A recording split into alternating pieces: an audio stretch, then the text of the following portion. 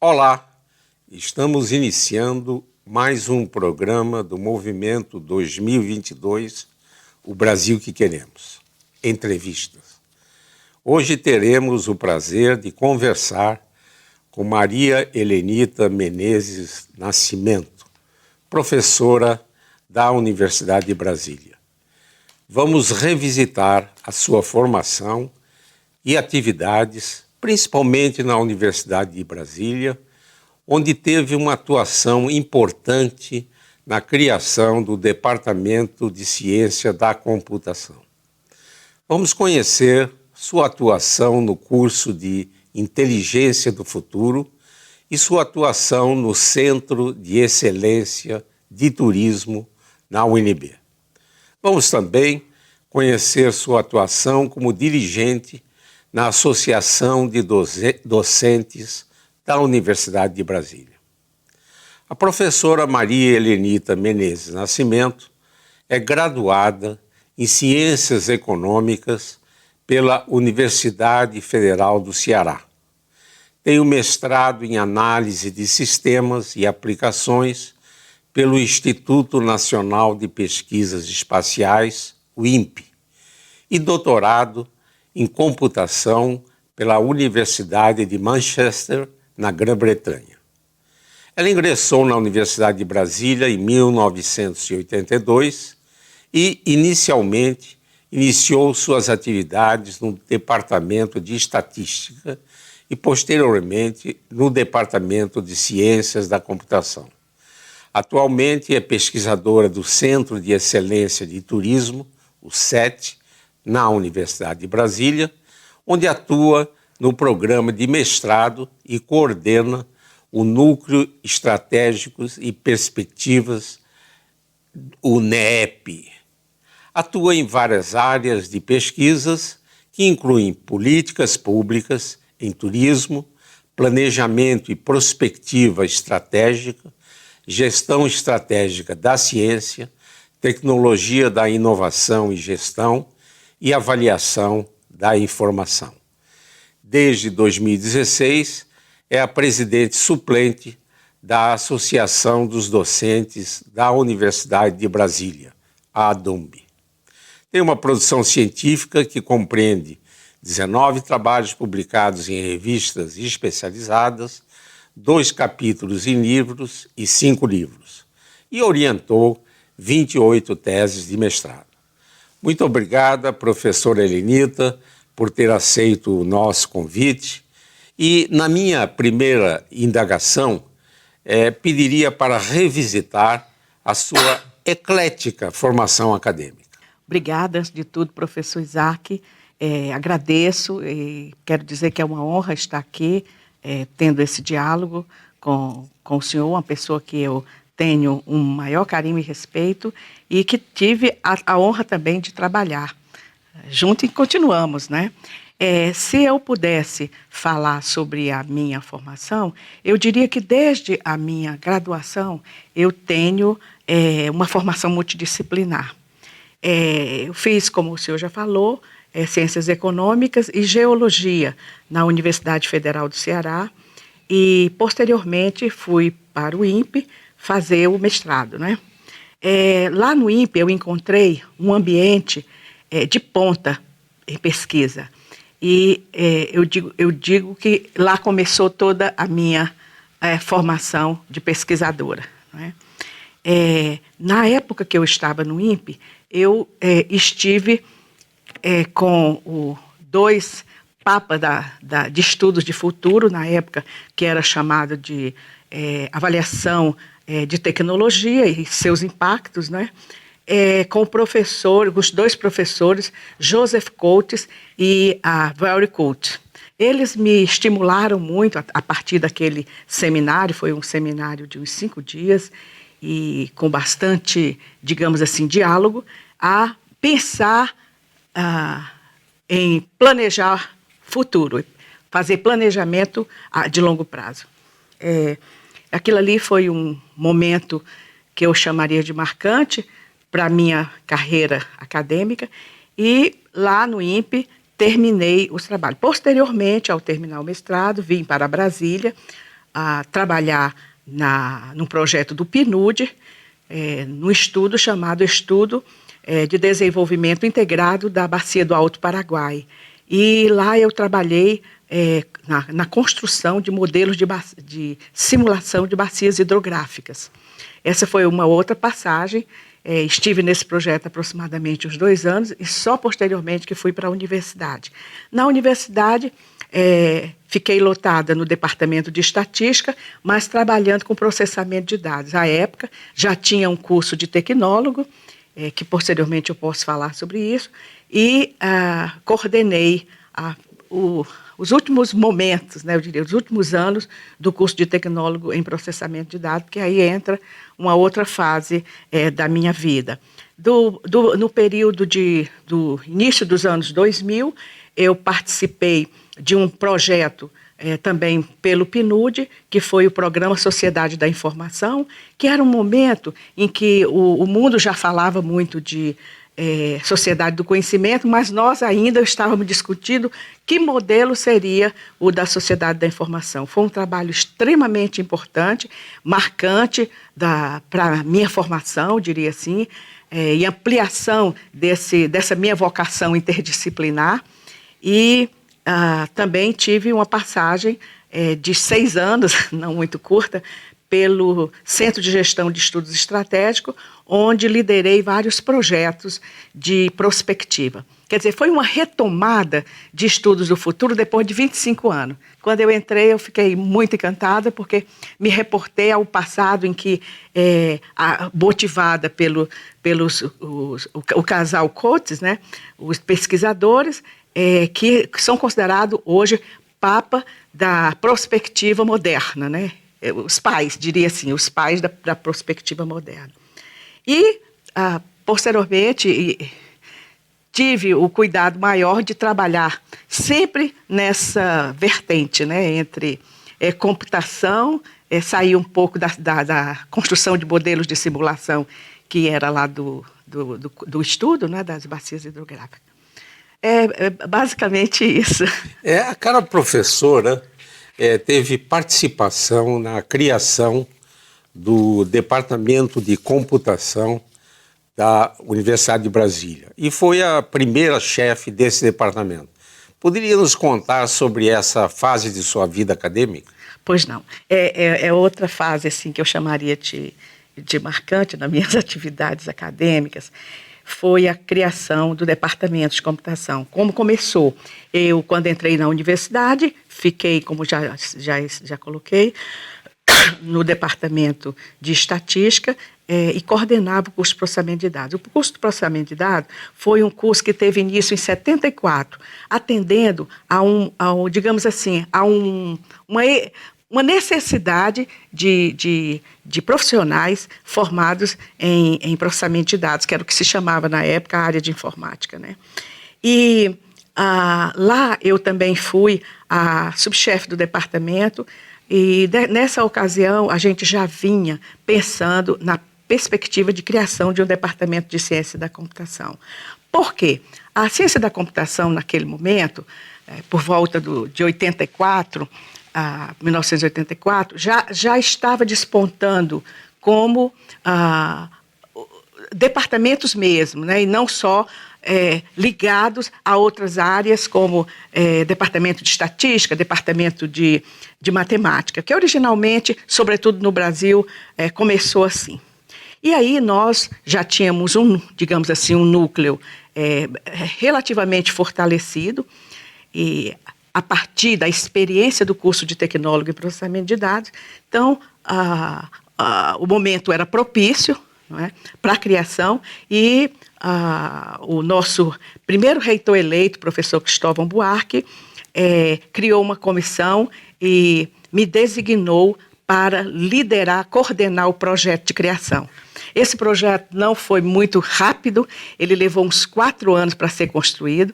Na época, nós tínhamos o curso, e durante esse período também foi transformado o curso de tecnólogo, que era um curso de curta duração, de 5 semestres, e que formou praticamente toda uma massa crítica de processamento de dados da época aqui em Brasília, não é?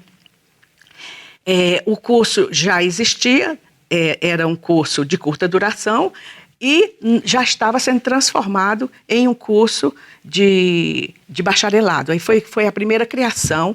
Ele foi dividido em duas modalidades, uma em computação científica, que ficava dentro do departamento de matemática, e computação aplicada dentro do departamento de estatística. O grupo se juntou a partir dessa comissão criada pelo professor Cristóvão Buarque, dentro da sua visão aguçada de futuro, não é? Ele tem realmente uma visão aguçada de futuro, e finalmente, em 87, criamos o departamento e eu fui a primeira chefe. Logo a seguir, foi criado o mestrado, o primeiro mestrado em Ciência da Computação, na Universidade de Brasília. Professora Lenita, de 2013 a 2015, atuou como coordenadora do primeiro curso de especialização em Inteligência do Futuro, Estratégias, Prospectivas e Políticas Públicas, que foi uma parceria com o Núcleo de Estudos do Futuro da Universidade de Brasília, que está dentro do CEAM, o Centro Avançado Multidisciplinar, e com a parceria com a Fundação Oswaldo Cruz de Brasília. Eu gostaria de indagar se pudesse ressaltar a importância desse curso. Mas antes de responder, nós vamos fazer um rápido intervalo e deixar a sua resposta para o nosso próximo bloco. Voltaremos já já.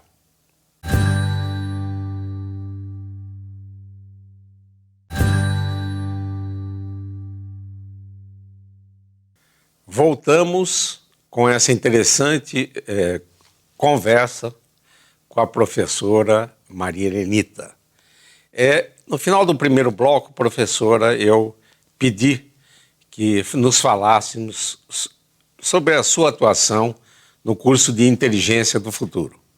Professor, o primeiro curso de especialização em Inteligência de Futuro, Prospectiva, Estratégia e Políticas Públicas, ele teve início no final de 2013 e foi ministrado no âmbito de uma cooperação entre a Universidade de Brasília, através do Núcleo do Futuro, que o senhor é o coordenador, e a Fiocruz, né? O curso foi criado para atender ao pessoal da administração pública que trabalhava com a questão que trabalhava no campo do planejamento e de gestão de políticas públicas, formulando, né, propostas e também implementando política, né? Esse curso eu computo como tendo sido um marco dentro dos cursos de especialização da Universidade de Brasília, não só pela sua proposta, a forma como ele foi concebido com 11 módulos, com um corpo de professores altamente capacitado, trabalhando já há muitos anos com prospectiva, não é? E com planejamento de longo prazo, planejamento estratégico, e ele realmente, eu diria, para sintetizar, que ele cumpriu com a sua missão.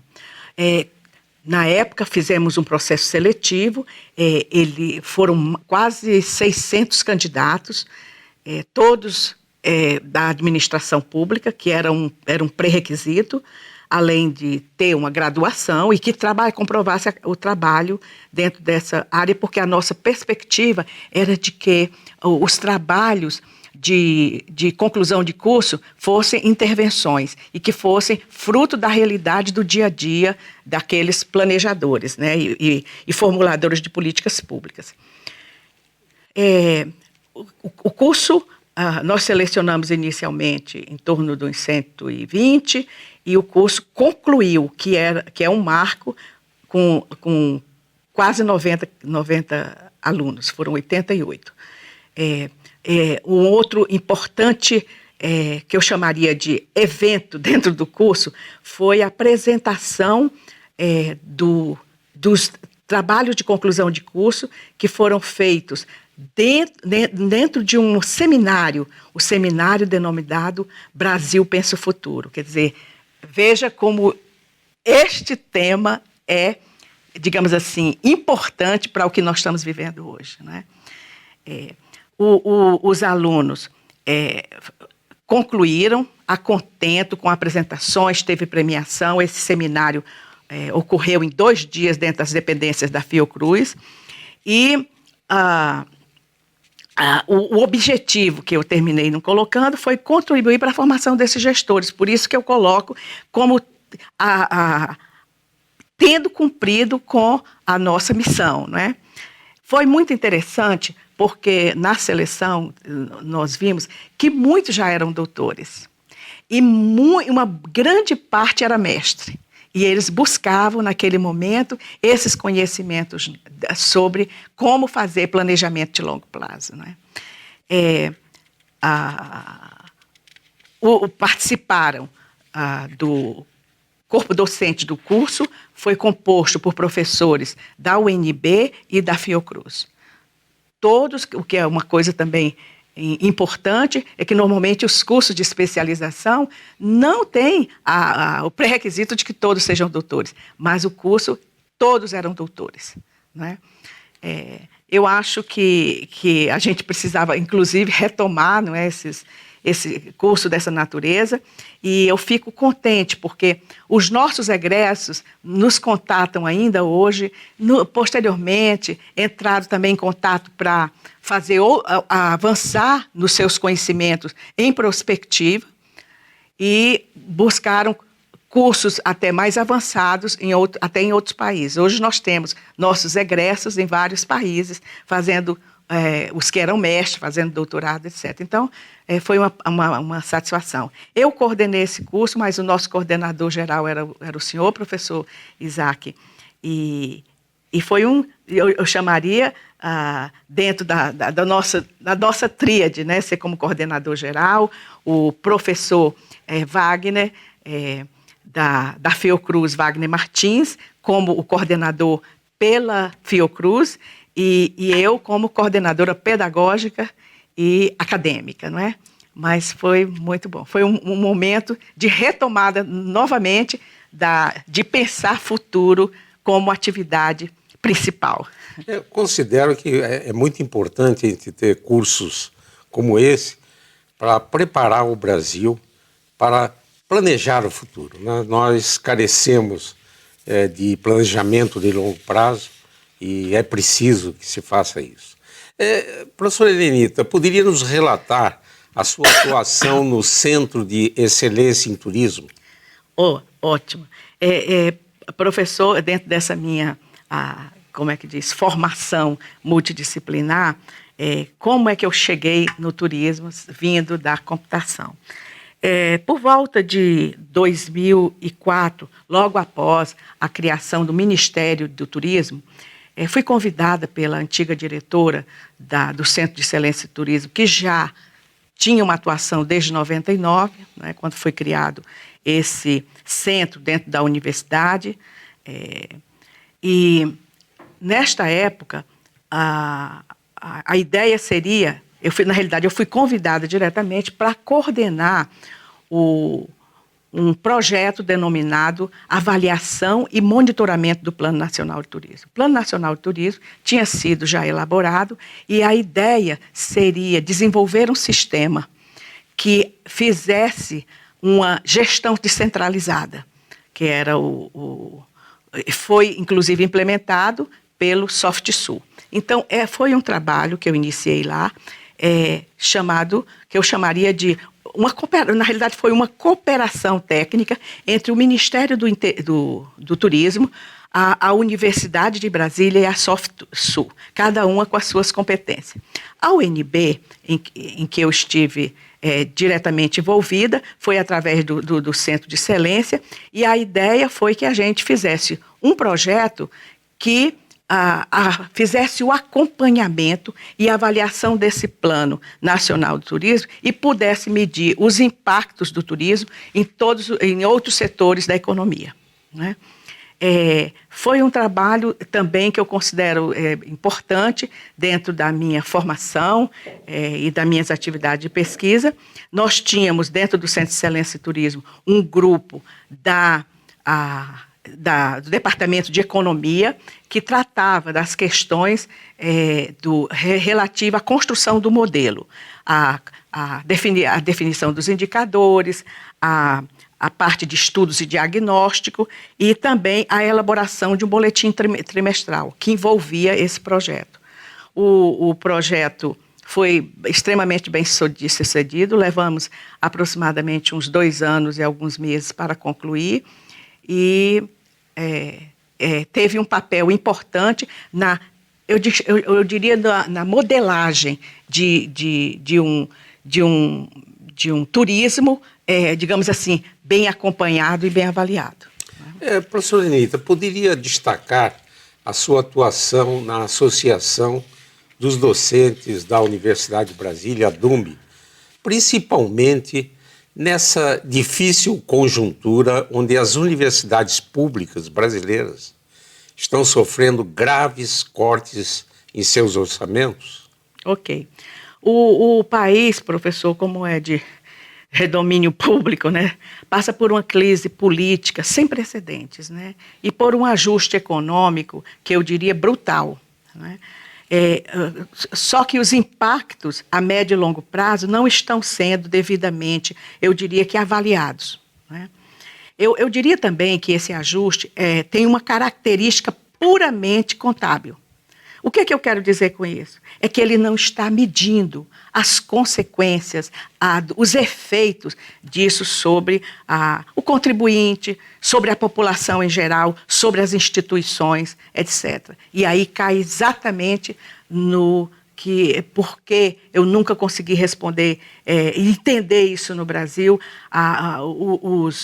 as instituições que estão fazendo um trabalho importante, como são as universidades, elas serem atacadas da maneira que está sendo, não é? Eu considero isso até uma negligência do governo, não é? Porque não se destrói um sistema que levou tantos anos para ser construído. E nós temos um sistema que eu diria que está bem organizado, mas que pode ser desestruturado, já está sendo. E por isso nós temos que entrar com um processo de defesa veemente da universidade pública, gratuita no Brasil. Não é?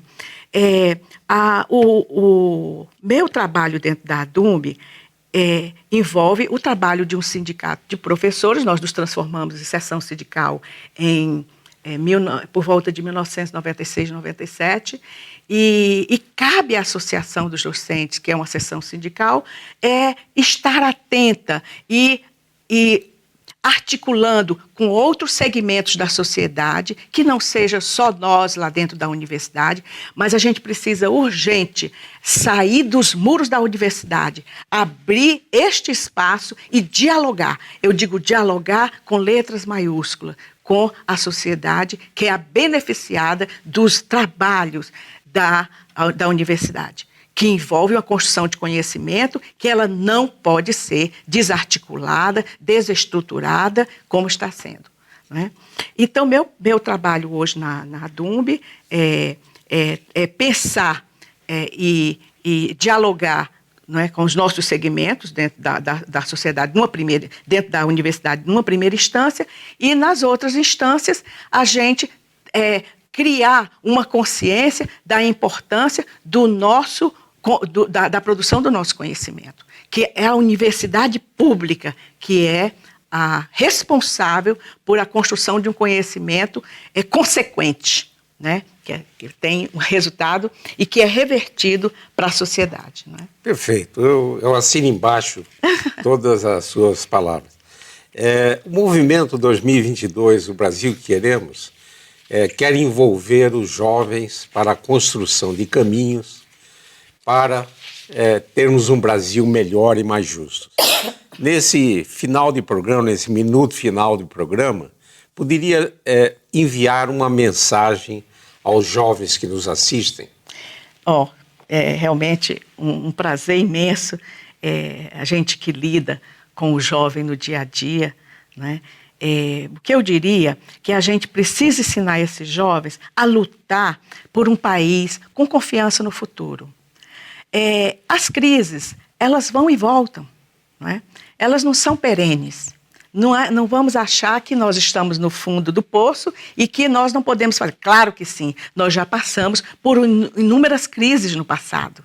Não vou aqui relatar porque nem teria tempo para isso. Mas o senhor, como eu, vivenciamos momentos dificílimos. Não é? E não é este agora que vai fazer a gente perder as forças. Não é? Então eu pediria aos nossos jovens que estiverem nos ouvindo que lutem. Nós temos um país rico de recursos naturais, ricos em cultura, rico em capital humano, não é? E que nós precisamos valorizar isso. É preciso também que vocês se dediquem a inovações, a empreendedorismo e pensar no aumento de produtividade desse país.